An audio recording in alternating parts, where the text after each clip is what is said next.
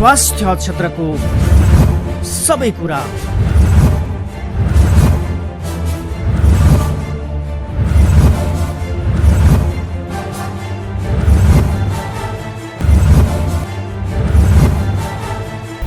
कार्यक्रम स्वास्थ्य दर्पण।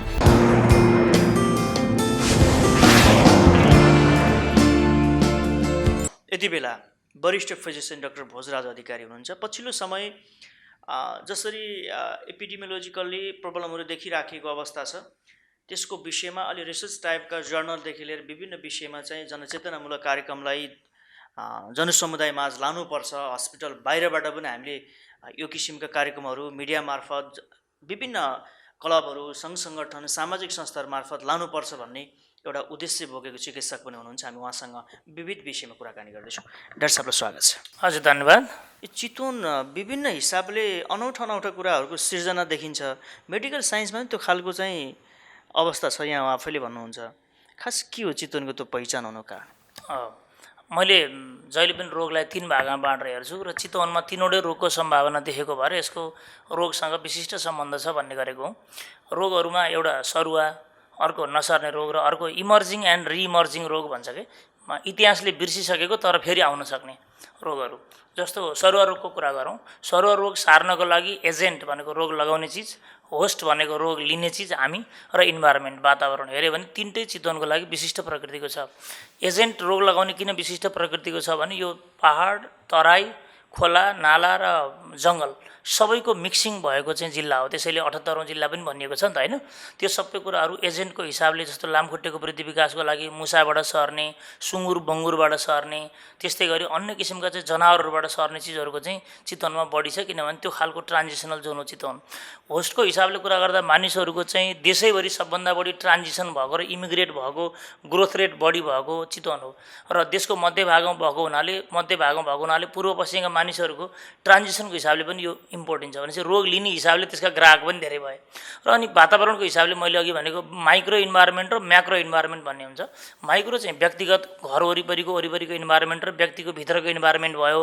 म्याक्रो भनेको चाहिँ अघि मैले भनेको खोला, नाला, होइन, त्यसपछि गएर घरको वातावरणहरू, मौसमको वातावरणहरू, तापक्रम, आर्द्रता, यी सबै कुराले हेऱ्यो भने चितवन हरेक हिसाबले ब्याक्टेरियाको लागि पनि भाइरसको लागि पनि उचित ठाउँ हो सरुवा रोगको हिसाबले। अब नसर्ने रोगको कुरा गर्दा नसर्ने रोगहरूमा विशेष गरी हामीले कुरा गर्ने सुगर, प्रेसर, थाइरोइड, यी रोगहरू जुन छन् यिनीहरूमा कहीँ न कहीँ मानिसहरूको जीवनशैलीसँग सम्बन्ध बढी राख्छ। र चितवन सबभन्दा बढी जीवनशैली परिवर्तित भएको र बाहिरबाट आएर एउटा चाहिँ व्यवसाय गर्न अथवा कुनै हिसाबले चितवनमा लामो समय बिसेका मानिसहरूको सङ्ख्या बढ्दै गयो र मानिसहरूमा चेतनाको स्तर बढी हुँदा ती रोगहरूप्रतिको जागरुकता, चेकिङ पनि बढी भयो। त्यसले गर्दा नसर्ने रोगहरूको पनि यो ऊर्जा भूमि जस्तो भयो। र अन्तिममा चाहिँ तपाईँको इमर्जिङ र रिइमर्जिङ मैले के भन्न खोजेको भने जस्तो हामीले ट्युबरकुलोसिसलाई बिर्स्यौँ नि, अब यहाँ घना बस्तीहरू हुँदै जाँदा ट्युबरकुलोसिसहरू आउन सक्छ। अब एचआइभीको सङ्क्रमण बढ्यो भने आउन सक्छ। जस्तो मलेरियालाई अब मलेरिया उन्मूलन भयो भनिएको छ नि, यदि यहाँ चाहिँ इन्भाइरोमेन्टमा अब सरकार मलेरियाकोतिर ध्यान दिन छोड्छ, त्यसपछि इन्भाइरोमेन्ट त छ नि पहिलेदेखि नै, त्यस्तो वातावरणमा फेरि मलेरियाको चाहिँ लामखुट्टेहरूले किटाणुहरू सारेर मलेरियाहरू लाग्न थाल्छन्। त्यसकारण इमर्जिङ एन्ड रिइमर्जिङ बिर्सेका, इतिहास बोकेका तर महत्त्वपूर्ण हुन सक्ने सम्भाव्यता भएका रोग आउने, सर्ने रोगहरूलाई उचित वातावरण भएको, नसर्ने रोगलाई पनि मानिसको चाहिँ कर्मभूमिको हिसाबले पनि यो बढी महत्त्वपूर्ण भएको हुनाले यी तीनवटैको चाहिँ जक्सनको हिसाबले चितवन सम्भाव्य योग्य भएको हुनाले र मेडिकल सिटीको कुरा गर्दै गर्दा जहाँ सम्भावना हुन्छ त्यहाँ चुनौती पनि हुन्छ। जहाँ रोग छ त्यहाँ मात्रै सिटीको कुरा हुन्छ, नत्र त त्यो चाहिँ इकोनोमिक्सको रुल नै हो नि, होइन? माग र आवश्यकता र पूर्ति भन्ने, होइन? त्यसकारण चाहिँ त्यो हिसाबले चाहिँ चितवन सबै हिसाबले चाहिँ छ भन्न खोजेँ। प्रसङ्ग बदलौँ। यो विभिन्न रोग देखियो नि, त्यसको लागि त प्याथोलोजीको रोल हुन्छ। आज हाम्रो टाइटल पनि यो कोरिलेसन कस्तो हुन्छ भन्ने छ। तपाईँहरूसँग प्याथोलोजीको रोल कसरी जेलिएर आएको हुन्छ? मैले यसमा पनि 3वटा भाग देख्ने गर्छु। कुनै पनि बिरामी उपचारको लागि आउँदा सब्जेक्टिभ भनेको बिरामीले भन्ने कुरा, अब्जेक्टिभ भनेको डाक्टरले आफ्नो क्लिनिकल नलेज लगाएर देख्ने कुरा, र त्यसलाई दुवैजनाले भनेको कुरालाई भेरिफाई गर्ने चिज चाहिँ प्याथोलोजी हो। डाक्टरले देखेको, बिरामीले भनेको कुरालाई पुष्टि गर्ने कुरा चाहिँ प्याथोलोजी हो। जस्तो कहिलेकाहीँ बिरामीले चाहिँ एकदमै बेसनी, छाती गरुङ्गो भयो, दुख्यो भनेर भन्नुहुन्छ। त्यसपछि चिकित्सकलाई त्यो दुखाइ मुटुको हो अथवा अरू किसिमले छाती दुखेको शङ्का लाग्छ, अलि नजिक पुग्यो, तर त्यसको कन्फर्म चाहिँ फेरि हार्ट अट्याक भएको हेर्नलाई रगतमा मार्कर हुन्छ, ट्रोपोनिन भन्ने, त्यो मार्करले त्यसलाई पक्का गर्छ। भनेपछि बिरामीले हामीलाई 50% क्ल्यू दिनुहुन्छ, हामी त्यो क्ल्यूको आधारमा अर्को 25% नजिक पुग्छौँ, तर त्यसको चाहिँ टुङ्गोमा पुर्याउने, त्यसलाई चाहिँ लगेर चाहिँ निष्कर्षमा पुर्याउने काम चाहिँ ल्याबले गर्छ। तेस्रो, चौथो चाहिँ ल्याब गाइडेड भएर हामीले हाम्रो डिसिजन दिँदाखेरि दीर्घ रोगहरूमा, विशेष गरी दीर्घ रोगहरूमा ट्रिटमेन्टको आधार बन्छ कि कहिलेकाहीँ रोग पत्ता लगाउनलाई होइन कि ट्रिटमेन्टको आधार बन्नलाई पनि प्याथोलोजीको जरुरी छ। थर्ड चिज चाहिँ फलोअप।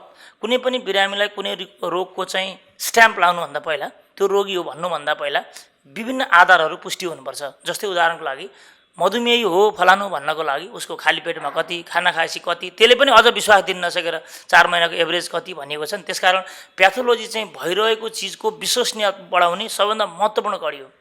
तपाईँको नजरमा देशैभरि अहिले जुन किसिमको ल्याबको डेभलपमेन्ट छ नि, जनशक्तिदेखि लिएर त्यसको टेक्नोलोजी, उहाँहरूले गर्न खोजेको एमहरू, त्यो हेर्दाखेरि कस्तो पाउनुहुन्छ? मैले अहिले ल्याबहरूको जुन डेभलपमेन्ट छ त्यो डेभलपमेन्टको क्वालिटीमा चाहिँ म एकदम सकारात्मक छु। किनभने मानिसहरू इन्भेस्टिगेटिभ भएकै भएर ल्याबोरेटरीहरू धेरै फस्टाएका हुन्। मानिसहरू पहिचानको आधारमा नगरिकन अनुमानको आधारमा गर्ने भए त्यस्तो स्थिति आउँथेन।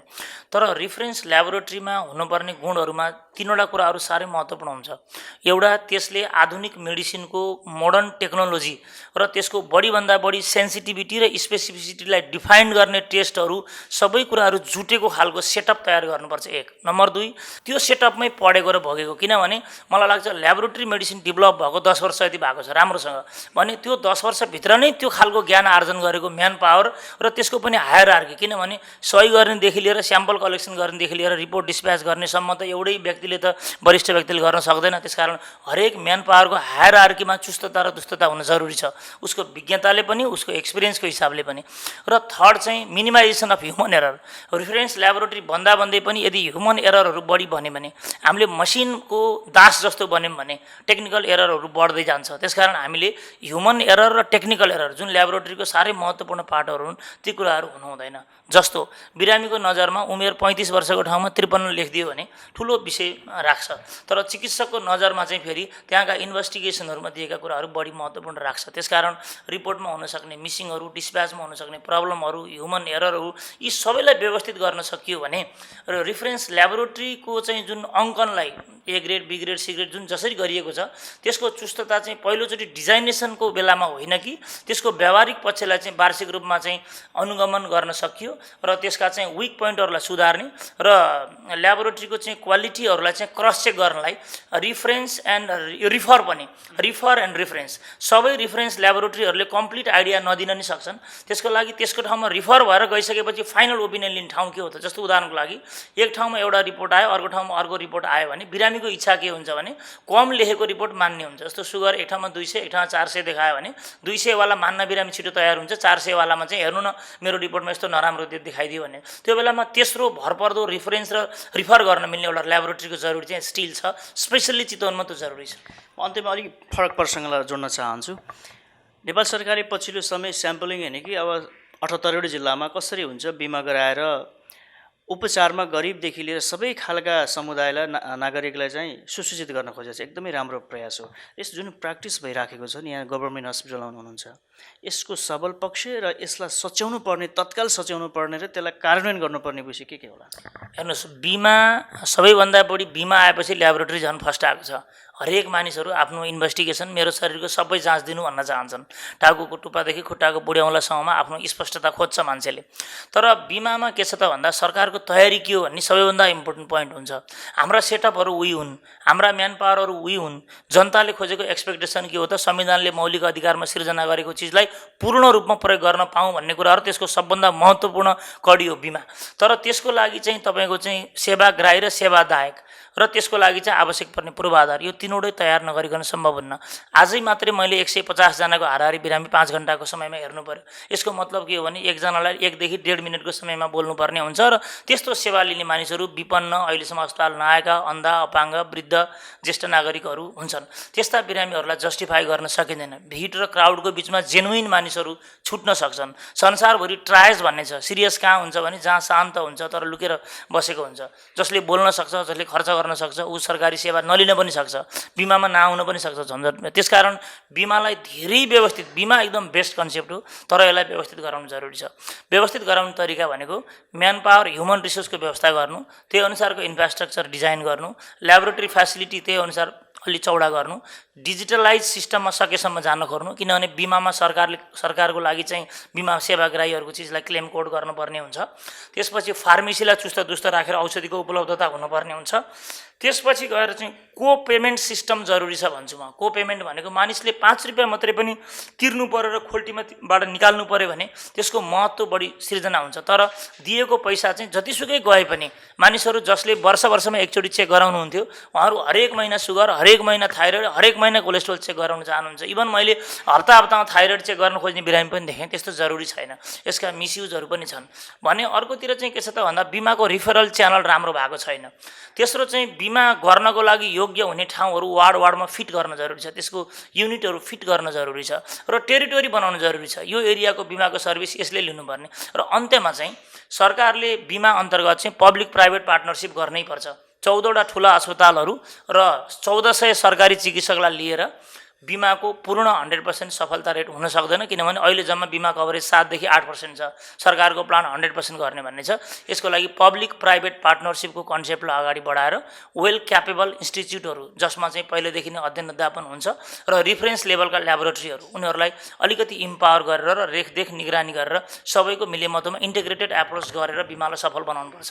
ठिक छ डाक्टर साहब, हामी छोटो समयमा यहाँलाई जुन समय यहाँले हामीलाई उपलब्ध गराइदिनु भयो, विविध पक्षमा समराइज गरिदिनु भयो, समय र संवादको लागि धन्यवाद छ। यहाँले अहिलेको देशभरि डेङ्गु, स्क्रब टाइफस आदि जस्ता रोगहरूले आक्रान्त भएको बेला र त्यो चिजहरूलाई पुष्टि गर्ने एउटा महत्त्वपूर्ण कडीको रूपमा रहेको ल्याबोरेटरी, तर ल्याबोरेटरीको पनि फेरि आफ्नो क्वालिटी, ल्याबोरेटरीमा क्वान्टिटी इम्पोर्टेन्ट मानिँदैन, क्वालिटी रेज गर्ने कुरा र त्यसलाई क्लिनिसियनसँग जोड्ने यो साह्रै महत्त्वपूर्ण ब्रिजिङको कामले यहाँले गरिदिनु भएको छ। यो राज्यको चौथो अङ्गको भूमिकाको साह्रै महत्त्वपूर्ण चिज हो, यसलाई म कदर गर्छु। धन्यवाद। धन्यवाद सर।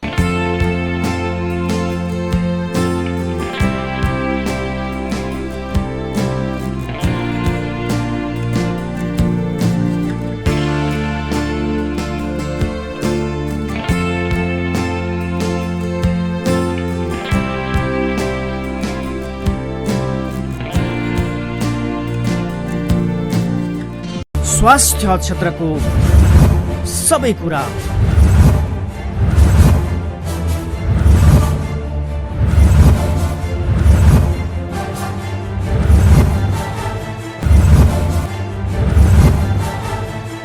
कार्यक्रम स्वास्थ्य दर्पण।